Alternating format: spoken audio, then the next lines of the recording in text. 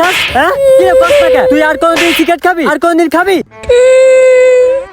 আমি সিগারেট খাই নাই, আমি তো আমার আনতে বেড়া এলাকার মধ্যে ঘুরোস, ভাই বেড়াদের দেখলে পলাই পলাই এদিক ওদিক দিয়ে চামেচি কোনো ভাগার চেষ্টা করস, কি ঘটনা কি বেড়া? ভাই বেড়াদের কি চোখে পড়ে না? তুই একটা বিড়ি লই বাইরে লেগে যা। ভাই একটা আন লইব। আরেকটা আনলে যা তুই। আরে যা বেড়া, দেউড়ে লই হাঁটতে পারস না বেড়া।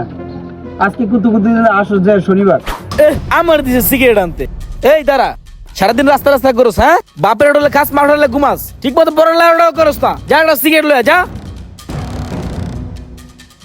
আয় হায়, আমি এটা কি করলাম? ও তো নিজে খাওয়ার জন্য সিগারেট কিনে নেয়, ওরে তো অন্য কেউ পাঠাইছে, তাহলে তো আসল অপরাধী সে। তাহলে ওরে আমি কেন মারলাম? এ রাসেল ভাই, আমাদের তো একটা ভুল হয়ে গেছে।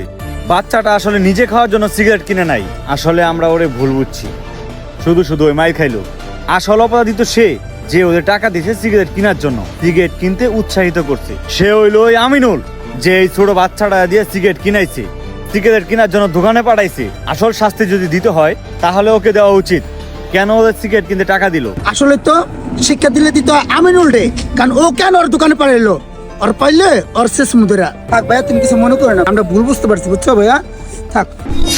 আসসালামু আলাইকুম। আমরা মাদক মুক্ত সমাজ চাই, কিন্তু খেয়াল রাখতে হবে একজনের শাস্তি জানি আরেকজন না পায়। ছোট বাচ্চাদের দিয়ে কেউ সিগারেট আনাবেন না। আমাদের ভিডিওটি আজকে এই পর্যন্তই শেষ। দেখা হচ্ছে নতুন কোনো ভিডিওতে। সেই পর্যন্ত সবাই ভালো থাকবেন, সুস্থ থাকবেন। আর আমাদের ভিডিওটি ভালো হলে লাইক, কমেন্ট, শেয়ার, ফলো করতে ভুলবেন না। আল্লাহ হাফেজ।